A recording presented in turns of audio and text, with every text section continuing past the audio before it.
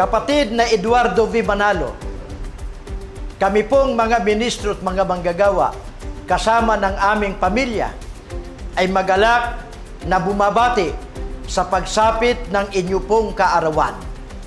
Happy birthday po! We love you po! Happy